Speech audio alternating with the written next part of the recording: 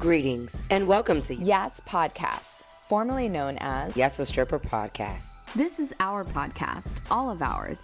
A podcast for all sex workers. In this podcast, we will discuss the ins and outs, ups and downs of our lives and experiences as sex workers. I am your host, Daisy Ducati. I am your Hopra, Gigi Holiday. I'm your stripper queen from the north, Onyx. I'm A.M. Davies, and this is YAS Podcast. We love doing this work, maintaining a platform for sex workers to tell their stories, entertaining and educating the public.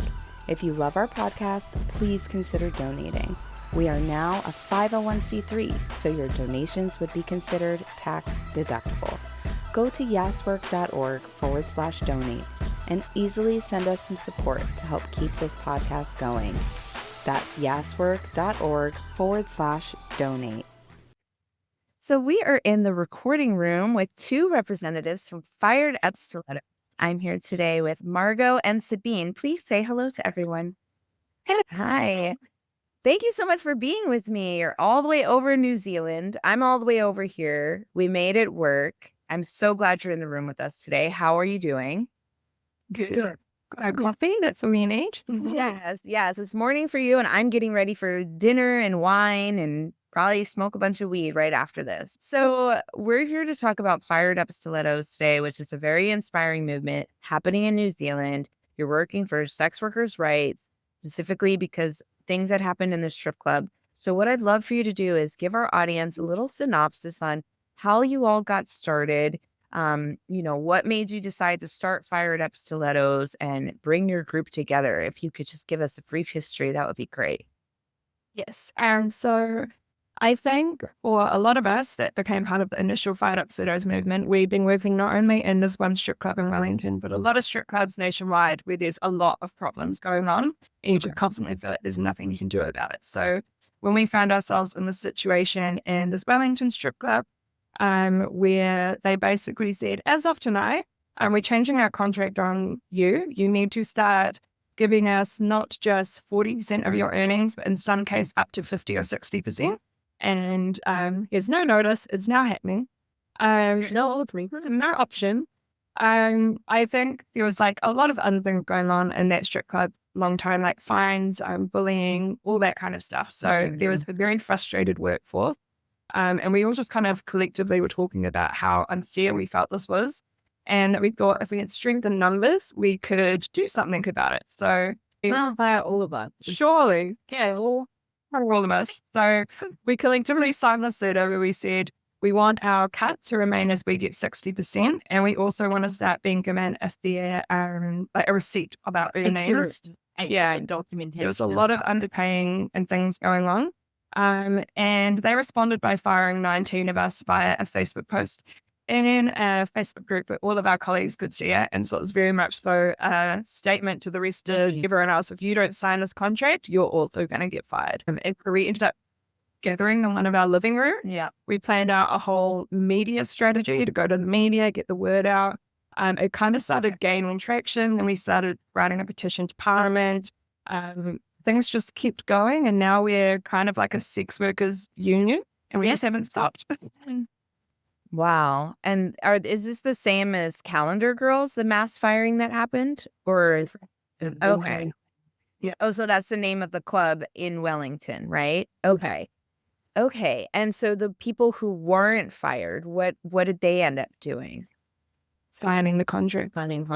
Well, there weren't better options in Wellington, so it's kind of like There still aren't. yeah. And so there was still, I think 37 of us originally signed the letter. Actually, it was more. It was like 40 other ones. And then that was when we gave it to the manager. Yeah. And then when nothing happened, we emailed it to the boss, the boss. That one, friends, some people took their names off because they were scared of their jobs. Obviously, fair enough. And then it was 37 that signed, so I know it. Yeah. So there was still like over 20 that stayed and contract.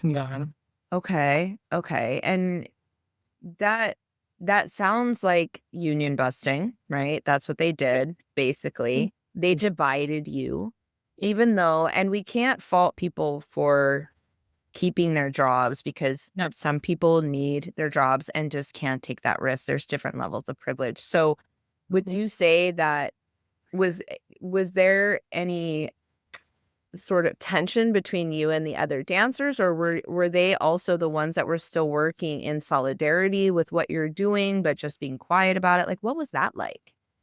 It was mixed, to be honest. It was kind of hard to gauge a lot of the time because people were scared to even follow us on Instagram, or I think people hear through the grapevine that they support us because what if some manager finds out and then they've got a time on their back. So it has been like kind of hard to gauge.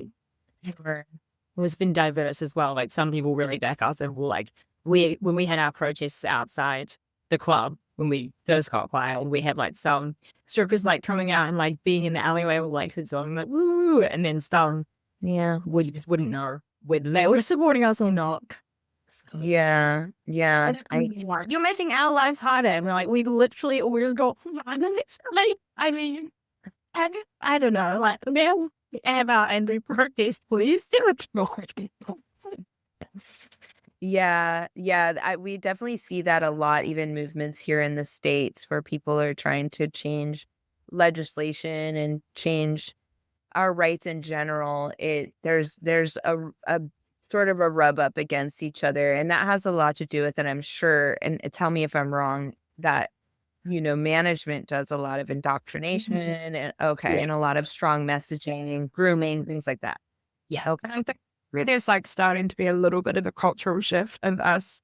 With historically, yeah, I think historically there's been a lot of pitting us against each other, and that's the problem. And I think that through the fast movement, and through the fast movement, there's been a lot of like seeing that we actually can like collectively unify and make a difference, and it's actually not us versus each other; it's us versus our exploiters. Yeah, redirect them and who they belongs.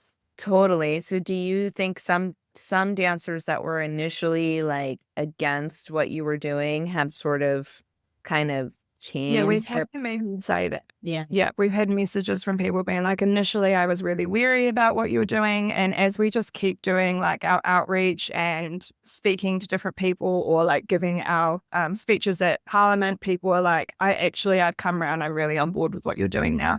So what is that like, giving speeches to Parliament? How's that been going for you? And are there like challenges attached to that? It feels like kind of like almost silly. Like,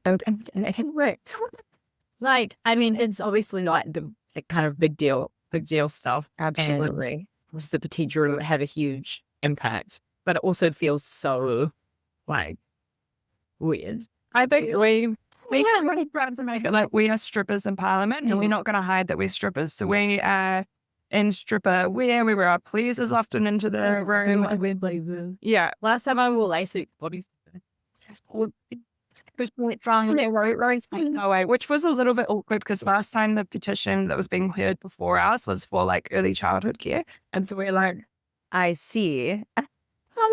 They had all of these like wait outside the room to like go in and do your like select committee speech or whatever. And so they had early childhood had all of these children in there with them, like, and these supporters, and so all of these little kids are like going out, and then we're going in and out of level. In terms of challenges, I think the biggest challenge for a lot of us is being able to be out in that sphere, like really minimizes the voices that can be part of that conversation. So it's like us trying really hard to do a lot of like outreach to our entire community, be like, what do you want us to say, and try our best to like represent their voices. But we have, for the most part, actually found that the select committee and members from every party, even the right-wing parties, are supportive of what we're doing. Whether or not they end up supporting our bill in its entirety. Yeah, whether they end up supporting it in its entirety is another thing. But I think that on the whole, they are like, yeah, this is a problem, and yeah, this isn't good enough. So that has been surprising and also really reaffirming. Yes. Okay. Well, that's good to hear. So what is your current classification? Are you considered employees or independent contractors? Do you have independent contractors? And is that so the way that happens in the United States, if we're classified as an independent contractor, whether or not you want to be considered an independent contractor, the way the laws are set up in the States is that we're supposed to be classified as employees and receive benefits. Is it the same in New Zealand that you should be classified as employees based on the way the legislation is written?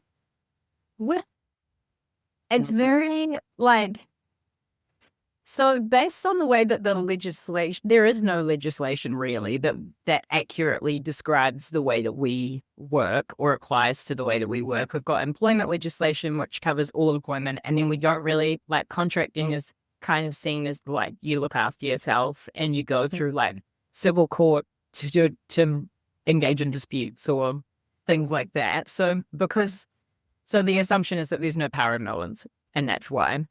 But because obviously there are heaps of contractors with power imbalance issues, and our industry is obviously massive for that. And Yes. like the club can control you like you're an employee because you have very limited option to fight back against any kind of mistreatment or exploitation, but you don't have the ability to go to the employment court and be like, this is fucked up, because you don't have any employment rights. And there have been cases where like dancers have gone and tried to sort of go down the misclassification route. We don't have. Yeah. And I think for the most, it's kind of hard because the way our contracts are written, they have a lot of like, we can fine you for this, we can do all these things that are very much so like stuff you shouldn't necessarily be able to do to an employee or an independent contractor. But like stuff that in there kind of goes against what our rights should be as an independent contractor. But then your avenues available to you, such as like going to the Commerce Commission and reporting unfair contract terms, those institutions aren't doing anything. Yeah. So we do have limited avenues, but the limited avenues available, we're not actually getting any support. And so the clubs just know they can do whatever they like. So we're not getting the benefits of being an employee. We're not getting the benefits of being a contractor. We're getting the bad end of both. But our ideal is not that we, give strippers employment rights. Our ideal is that we can like build up the strength within the workforce and have some legislation and actual rights that mean we can enforce our rights as independent contractors, retain our independence and our ownership over our work without, at all. That retain ownership over our work Yeah. No, I love that. I love that. And I wish that could be an option in the United States, but so it's really interesting. It's like same, but different, the issues that you're having. And I'm like having all these ideas, like, why can't we do that? But I know that we can't. And people that are legally smarter than me would have the answer. So I might make some of my lawyer friends listen to this episode. I don't even know if we know that we can do it. Okay. We're aiming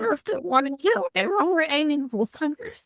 What we're aiming for. We're sort of trying to come through, like we're working on a members bill that we actually do have a party member who's going to sponsor it, and it's trying to bring in not only in like giving teeth to legislation to enforce the rights that we already should have, but also build on them, because obviously the nature of the exploitation and the like marginalized nature of the community of the workforce, we need better protections. Yeah.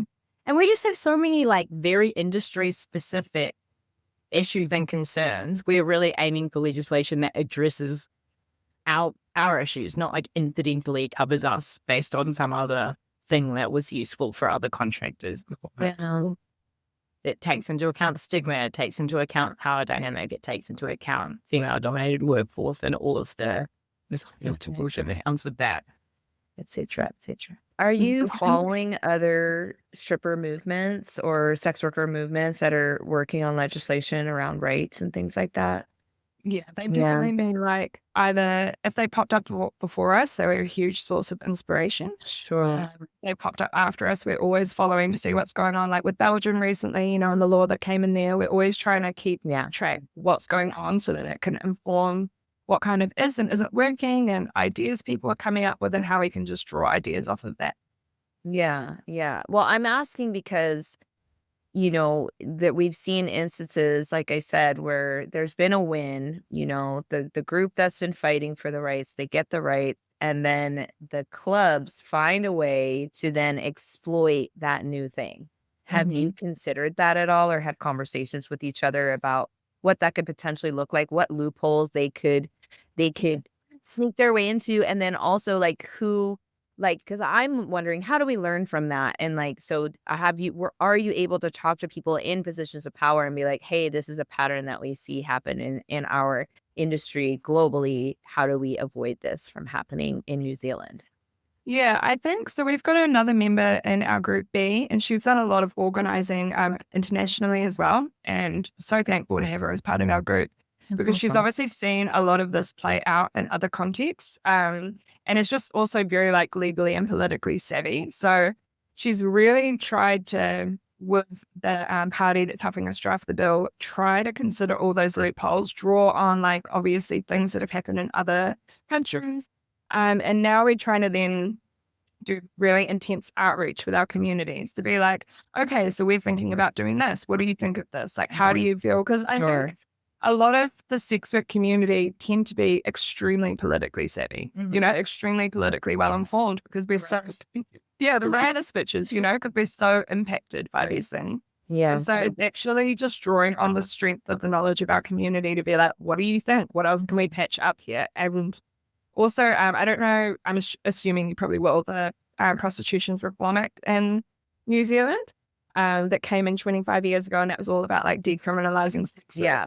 That has a lot of stuff in there that's trying to, improve sex worker rights, but it doesn't necessarily have the teeth because like you can't do anything to have consequences to the clubs or the agencies like brothels and stuff to be like, if you keep doing X, Y, Z, there is going to be a consequence for that action. And I think that's what we're trying to bring on with our bill is not only just like have this bill as a standalone thing, but build on existing legislation and try like reform the things in previous legislation.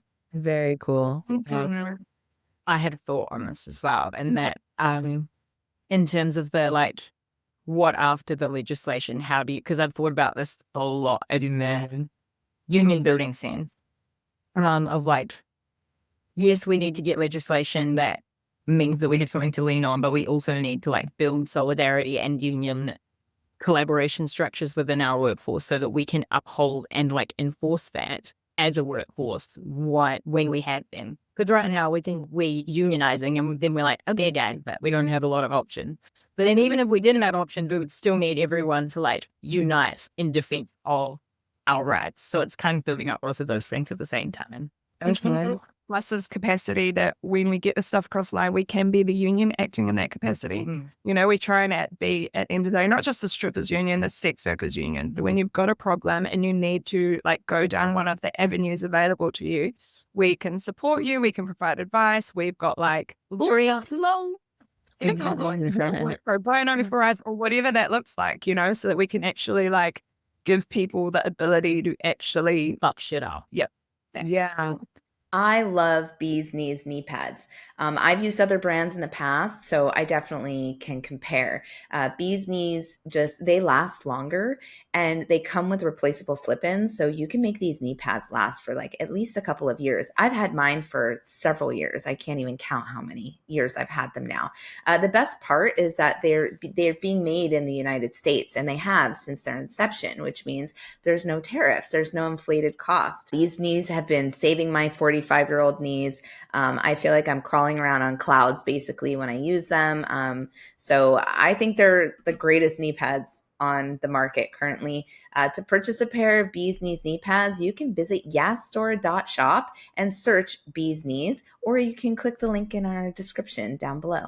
So tell us what types of labor violations or exploitative practices are happening in the strip club industry. Besides, obviously, we know that they were trying to take way too much money from you, but you said that they were also violating your independent contractor rights. So like, can you just kind of list through some of the things that are going on? I'm just curious to see how different or the same it is for the U.S.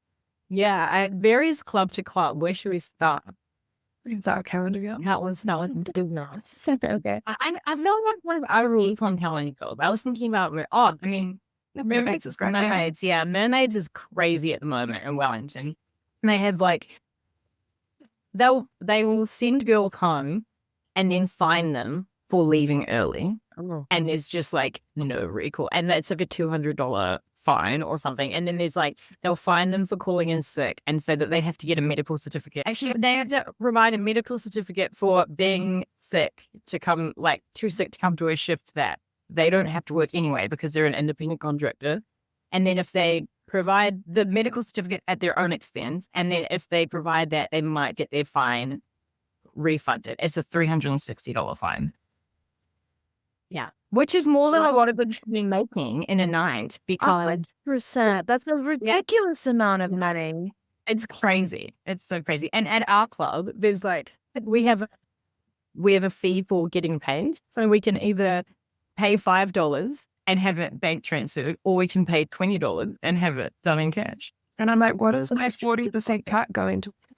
And they take money from wherever they can. But I think the restriction on hours and the control over what you're wearing, it can be like subtle, and it's all subtle and inconsistent. So that you can go on. I think one of the biggest things that happened recently to like sort of tie together a lot of the stuff going on, we had a dancer at Mermaids that nobody was tipping in the club, so they refused to take their underwear off because they're like, and yeah, the club was like, you have to. So again, it's like, I'm not working for free, so it's really gross. I'm not working for free. They ended up deciding to send them home because of it. They then fined them for sending them home. They have to work 5 shifts a week to get free club accommodation. They fired them for not, like, they sent them home and then fired them so they couldn't complete their shifts. Then charged them $350 accommodation for that week. So they have the go home early fine. They have the fine for not taking their underwear off. They have suddenly they're being charged for rent. And they're supposed to give them 72 hours notice to get out of the club accommodation. And they gave them like 48 hours notice. So that's just like, which I'm pretty sure also breaches tenancy laws, but they're like a whole separate thing. Okay. What is club accommodation? a room upstairs in the club. Okay. Is that pretty normal? I don't know. I wouldn't say it's normal, but there are some clubs that offer that. Yeah. Okay. Okay. And that's for traveling dancers?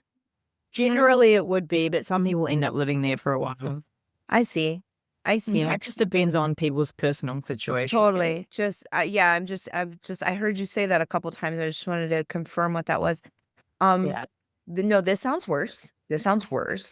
Yeah, the sending you home and then you for missing your shift is like, I can't even wrap my head around how ridiculous that is. And I'm sure that their reason for sending you home is probably like you messed up something. It could be anything, right? It will be dead. Absolutely anything. And also a lot of the cases where it's like, oh, this stripper's being too rude, is that someone fucking was a cunt or assaulted her or something. You don't have to explain to me why you're rude to assholes in the club. I mean, for pointing there is that the club security and the crowd not doing their literal only part of their job, really, to provide a safe space to work. That's all they actually need to do. And they don't do that. Yeah. So what it sounds like to me is that the clubs are treating the dancers as the customers. Yes. So my question to you then is, what do you sell alcohol in the clubs? Mm-hmm. Is that so they make money off of alcohol sales? Do you have food? No. But they got a door fee, so they get money off of alcohol and they get a percentage of our earnings, often quite high. Yeah. Sure. I'm like, what are you doing in return for that? Yeah. And then you might charge me for getting my payoff of you. Right. So then my question is, how busy are the clubs? Not busy enough. Okay. So a Friday, Saturday, is it packed because it's Friday and Saturday, or you get lucky when it's packed? I think it's so up and down. It's very, obviously New Zealand, we're not a huge country. Some of our bigger cities, you might be a bit more likely to have, but I've been working for almost 10 years now. How busy it used to be back when I started to now, it's gone seriously down. And I think that's also quite reflective of the economy. Sure. Your economy's not doing great right now. One of the first things you cut is not your mortgage, it's your stripper fund. Yeah. Yes. Yeah. So so in the bigger cities, are they experiencing the same issues that in Wellington you're experiencing? Similar? Yes. Okay. I mean, what in Christchurch and Auckland, that would be our bigger city. And Hamilton. And Hamilton. Yeah. I think for like calendar girls, for example, that makes up, I think when we worked it out, about a third of the strip club, then a fifth of the strip clubs in New Zealand, because they're a big chain. It's the same. Yeah. So you don't have as many like small kind of boutique strip clubs. You have a lot of chain strip clubs. So whatever they're doing in one, they're doing in all. So what we experience in Wellington is like making up a big part of the experience of strippers in New Zealand. Sometimes it changes depending on how much more power they can get, though. Like in Christchurch, Calendar Girls is the only club. They have 2 Calendar Girls in Christchurch and no other option. So they tend to get treated worse down there. Like that's where they fine for the medical certificate stuff, but they don't do that in Wellington because the doctors have no other place to work without leaving. Right. So how are you able to build solidarity amongst other strippers and sex workers like across Aotearoa? Did I say that right? Aotearoa. Thank you. How do Part of it is like the first thing has been through the fuss movement, like I was saying, unifying the dancers, realizing that we actually all, it's us versus them rather than the other way around. I think it's also like using the power of the internet to do that information sharing about this is what your existing rights are and this is what the existing like kind of legal action or whatever you can take, and we will support you to do that. And I think that that's kind of massive, because for a long time the stigma as well like has a heavy influence on this. If you don't believe you can get any better or you even deserve any better, people don't speak out. Yeah. And so it's just sort of trying to like uplift and empower dancers to be like, no, you can do something about this. No, this doesn't have to stay like this. And trying to just like go, we're throwing shit at the wall and seeing what sticks. And then whenever we find something that sticks, we're like, cool, we're going to tell everyone about this. Like, you can do it. You can do it. Like we helped a dancer get her, I don't know if bonds are common over where you are. what Bonds were? Bonds? bond? We have to pay like $1,000. They just take it progressively out of your pay. $1,000 you're like indebted to the club. No. In case you break stuff. No. But then they'll take your fines out of your bond, or like, you'll go to leave and then they'll be like, oh, your bond's only got $200 left in it because of all of these reasons. Yeah. And so she helps a dancer go to what is the avenue? The disputes tribunal. Yeah, and she got her bond back. And so probably the first time there had been like a moment where a club had been like, no, you can't just not give a dancer $1,000. I love this because it's really highlights like collective power versus institutional power. So they went to the small claims court, which is like the civil court for not that big deal stuff, and they won. The judge or the person, I don't know who it is, ruled yes, this club needs to pay you this money, but there's no enforcement mechanism, so they can't. If you want to make sure you get paid, you have to like hire debt collectors yourself or something. But what they actually did was they got their mates to leave heaps of Google reviews on the club's name. Pay their money, blah, blah, blah. And it worked. No, that's amazing. I love that. I was like, Google reviews is the way forward for organizing. Right. So that's people coming together. And that sounds like probably not just sex workers did that, like civilians were involved in that work, right? That's amazing, because my next question is like, what do the people in power, right, that aren't in the strip clubs, that you're bringing all of this information to, and they're helping you navigate this, and they're looking at what you're writing and the changes that you want, like, what is their reaction? Because I'm flabbergasted. To me, this sounds like, and you're enslaved to the club.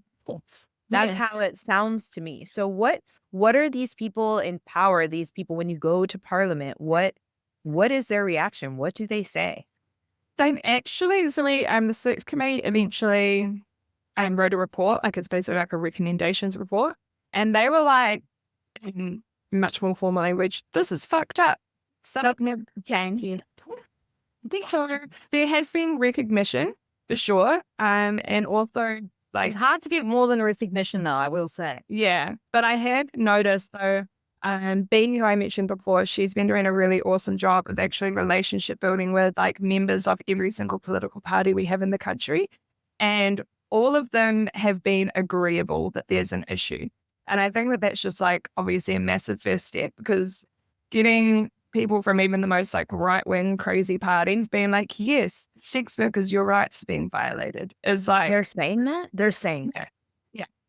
And so that's like massive, you know? It's not to say that we necessarily want to align with these parties, but it's important to like, you know, for our bill to get across the line, we need members of parliament, regardless of what party they're in, to vote yes on it. Yeah. And it's okay to agree on some things and not everything. And that's okay. And that's really hopeful, I guess, that they're, I hate that word, but it sounds good. It sounds, yeah. So interesting to see how it plays out when they see just how far we wanting to go with our bill, if they then vote on it. But I think even just getting them all in agreement, being like, yes, there is a problem here and something needs to be done about it. That's just like massive, you know, having like, it's the first time sex workers in New Zealand have ever, well, not like obviously in the term of NZPC, but the first time they've ever gone to Parliament and been like, this is fucked up. And them all being like, publicly and vocally, yes, it is wrong. Yes, something needs to change. We all agree on that. And that's like, that's huge. Yeah. So then what stage are you in now then? Because that, I mean, that's one of the hardest parts to get over, is to get people that have the power to make a difference to agree that there needs to be a difference made. So where are you now? If, you know, only what you can share. I understand that there's some things that you have to keep private for certain reasons, but what can you share about where you're at now, what you feel like is coming soon, or what you envision is going to happen? Where we're at now, we have a draft members bill, but we want to, like I think it's earlier I might have mentioned, we want to not leave any form of sex work behind on this. So we don't want to move forward in this and find ourselves in a situation where strippers now have better rights than full service workers and vice versa. So I feel like we've done a lot of outreach and have a very thorough understanding of the strip club community and industry right now. We don't have that same level of detail when it goes to other parts of the industry. So we're trying to do a lot of outreach to make sure that we have that same information informing before we go to any further steps with, like, you know, actually progressing with the bill. And it's something that I'm super keen to like publicly advertise on here. You know, if you want to be knowing like how there's ways to get informed or get involved or get feedback, get the Fired Up Stilettos email address. It's firedupstilettos@gmail.com. And I can add you to our email list. And then that way you can be informed of ways you can be like, you know, given information and have opportunity to have feedback on it, because we want it to be informed by the community for the community. I love that. That's really cool. Okay, so you have some work to do still, basically. Yeah. We're willing to make time on it. You know, we're willing to make sure it's done properly. And it's really awesome. The member who is sponsoring the bill is like super willing to be patient with that. I think it's just continuing to build up Fired Up Stilettos abilities, because like I said, when we do get this across the line, we want to be acting in that union capacity to be there to actually action these things for dancers. So we're just trying to like keep getting donation, keep getting more people on board, all those things, so that we can get to like really well resourced and really well organized and set up, so that we can take on the hopefully influx of people trying to do something. Yeah. And what about those of you that got fired? How are you sustaining that community of people? Or is that like an individual thing, or did you guys come up with ways to support each other? Like, what was that like? I don't know what that was like. I feel like I have an answer for that.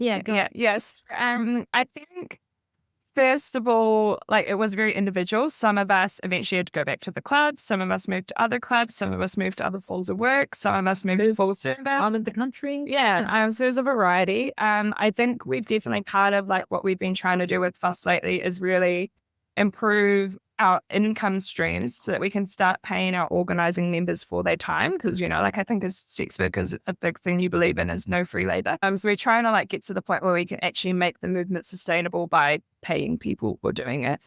We've always been really big on providing like financial welfare to people in the community when they're struggling, whether it's because of like exploitation of the club or whatever. We're like, I can spot your rent this week. It's all good. Like, you want to stand up to your boss, we've got you, we've got food. That's it really. We kind of set up the function of the movement, like besides all of the political stuff, which is massive and big part of like the work, there's also been like a lot of effort to be like a place for strippers to go. Well, not a place, metaphorical place for strippers to go when shit happens, because there was nothing like that before. And even like I've been to NZPC in the past about strip club related issues, and it's just like, oh well, not much you can do, So when, as you already mentioned, like people just come to us with like whatever problem that is in their strip club, and then we kind of just work. Well, I'm taking a break actually, so I don't do this. But we just work with what turns up, and that informs then like, oh, this could be applied in the members bill, because there's things happening that we don't even know about and don't know about until they like land on our door, and then the money's a big one. I think it's like really moved beyond the original 19s. Like obviously like we started, but like people have left, people have come, like we've really grown beyond that, and we're trying to be like for the whole community rather than just like from the 19 that all started with. Yeah. Love that. Thank you for answering. I know it's a big question. So I saw something that happened recently. I saw it on Instagram, and it's some dude named Michael Forbes. And I have no idea who that is, but he sounds like he was in some high-ranking position, assistant to the secretary for the Prime Minister. So that's a big deal, right? That's like the second person in command of the country. No, I think it's the guy in charge of the media for the Prime Minister. Is that what Chris? Yeah, like managing press releases. The press secretary. That's what you said.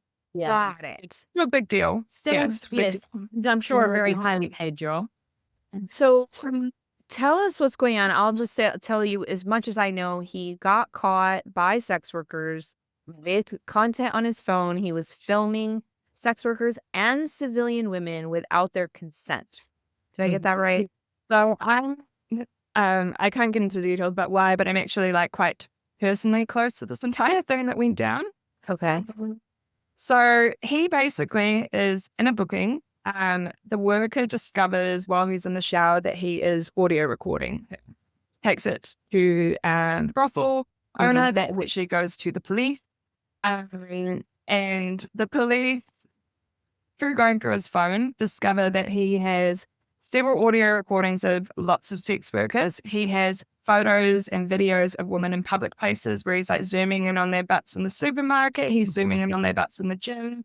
He's trying to film up skirts going upstairs. He also has your windows. Yeah, he also has videos and pictures of women getting ready to go out, and they're getting changed in their room, and he's filming from outside, and it's of them like topless and everything. So he has a shit ton of stuff. It's very problematic. The issue was, and I still like heavily disagree with the police's take on this. The police said, well, with audio recording, unfortunately, you only need one party to consent. So because he recorded it, that's fine somehow. When it comes to public place stuff, it has to kind of meet what the police deem to be their criminal threshold of whether or not it's an illegal video of someone in a video or photo of someone in a public place. The police deemed it to not meet their criminal threshold. When in terms of the women in their private place being filmed, you would need to find those women, and they would need to be willing to press criminal charges, and the police did not take it upon themselves to go and make the effort to find those women and ask if they wanted to press criminal charges. Do they even know? Do those women even know that they've been filmed? Well, no. Okay, I have a lot of questions. Okay. It's really upsetting. Is he still in his position? No. The cool hangout. But I would say, so a year ago when this all happened and the police found out, he, a year on, gets promoted to this position because it all just, nothing happens. And that got seen by the sex worker who was originally involved. And she was basically just like really upset. Understand that you see someone get promoted to that position after what they've done with the police being aware, and you'd be like, what the fuck? So that was when they decided to go to the media. The media storm was the only thing that made him step down. Yeah. Gotcha. And then he said, "Oh, sorry, it's because I have trauma." What? That's what. I have trauma. What? No, you sound like you're getting ready to be a serial killer, is what it sounds like to me. Yeah, it does. And also, I'm sorry, but like this right-wing party that we have in government doesn't allow anyone else to do crimes because they have trauma. Doing that. So, how does this relate to, because it was on your Instagram, I've read a lot of stuff. I kind of get it, but I want you to tell the audience, how does this relate to the work that y'all are doing? What happened with Michael Forbes? I don't know if it necessarily relates because this is much more like the legislation around this is much more criminal Sure. kind of stuff. And I think it was more that we were just like, we always try to use our platform to highlight issues. So this was like a prevalent issue for a lot of sex workers, but it's also a prevalent issue for women, like this was us target sex workers. He targeted women. And I think that we just wanted to add to the media storm and the platforming of the story. And so that's why we were like, sex workers, share your stories about how commonly this happens to you.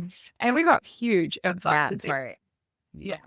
So we just were trying to highlight like how much this isn't a one-off. This is common. This happens often. And the thing with it being like not meeting the criminal threshold or whatever was just bullshit because it's like this is happening time and time again. Photos, videos, and audio recordings. So stuff that doesn't take something to be done about this. Right. Well, is anyone talking about that this should potentially be another legislation like law being looked at? Because I think there's plenty of. Yeah, I think that's part of the conversation is with audio.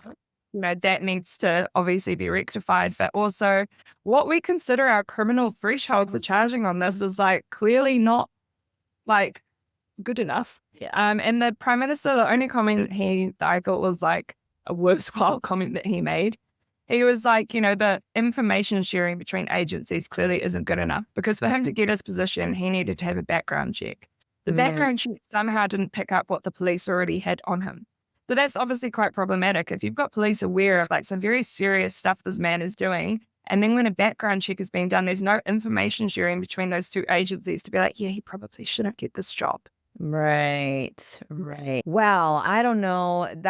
That is wild. Y'all are going through some wild stuff over there. And I heard you say earlier, like, I'm taking a break, and I think that's great. And this type of work, like, requires you to take breaks and be forgiving of yourself and of others and to be patient and to be, what's the word, still sometimes, and just to, like, exist without having to, like, wake up and fight every single day. So, like, is that... in the end, so now I'm taking the break. And shout out to you for like, Margot was a huge driving force behind our entire movement for a really, really long time. And often, doing that from we didn't have any previous experiences or information to come off of. It was like flying and throwing shit at the wall and seeing what stuck. And she was really bold, really creative, and also really resilient. So like, shout out to her. Aww. I did do a report recently about, because it's been very hard for me to be like separating myself through all of that. I've just been like, oh my God, there's so much to do. Stop ever. Just keep going, make it everything work fine. Yeah. And I thought about like other not to hate on other groups, but there are a lot of groups that like form to address things that are nowhere near as like prickly and methy as what we do. And they don't really like get anywhere or do much. And I thought about where we're at now after these last like 2.5 years. And I was like, it's actually fucking improved. Yeah. And you're comparing yourselves to like more civilian type groups, not other. Yeah. It's just rural activism union groups. Yeah. That's a really good point. And I wonder if a lot of that has to do with like, because we have to move fast. Yeah. I also think that like, sex workers are some of the most resilient, creative, used to working under really hard like conditions that I know, Yeah. That's your normal situation you tend to be working from. So when you find yourself in something like this, you're like used to pushing through those kind of barriers. And you're used to not thinking no for an answer just because someone says so. Yeah. Nice that. I hear that. You're all doing incredible work. So we need first, before we start to close out, I want to know from you, like, what did we miss today? What do you really want people to know? What have I not asked you that you? I want people to know about, like I said earlier, that we're trying to do more outreach to all parts of the sex work community to inform our bill. So if you want to be part of that, please message us on Instagram or email us or whatever so you can be part of that conversation. I want people to know that if you have a problem with your club, reach out to us. We might be able to help in some kind of way. We've learned a lot of lessons so far. We want to share that with the rest of our community. I want people to know that you don't have to just keep putting up with this bullshit. We actually deserve better. You deserve all better. deserve better. Yes. Yeah, that's awesome. How can people support you? What support do you need? Money is massive. Always money. Yeah, money is massive. I think also supporting our events, because they tend to be fundraiser events. I think supporting our protests, having not just sex workers but civilians turning up to our protests, says something to the clubs. I think it's also really massive, just keeping up to date with our work. So you'll find opportunities to sign petitions, lobby MPs, donate, whatever that is. And I think I always heavily encourage any pole dancer or civilian to realize that privilege doesn't necessarily need to be a bad thing. It's actually a bit of a superpower for you. People are much less likely to listen to a sex worker if they're already biased against sex workers. But if you're getting really read up on what we're doing, what we're about, we're often advocating and educating about the issues and stigma that sex workers face, then that means you're really well informed that when you encounter that kind of bullshit and you say it from your place of privilege, people are more likely to listen to you. And so you can actually be our little superpower minions running around and spreading our good word, you know? Yes, I really love that. That privilege Brings from. I feel like that just handles everything up all the time. And that it's just general message, you know? Yeah. Yeah, some people are oh, I'm scared to say something because I don't want to say the wrong thing. Is that what you mean? Yeah. We'll correct you. We'll all move on. And we'll be a better place. Yeah, it's okay to make mistakes. Yeah.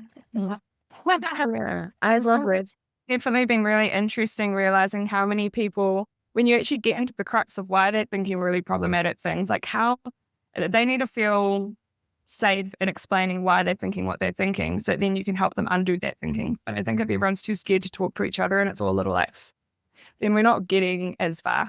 Agreed. Yeah. Agreed. Yeah. Yeah. Well, you two are incredible. I'm sure the rest of your team is as equally incredible. And we would like for, you got to tell everyone where to find you, what your website, your Instagram handle, social media, all the things.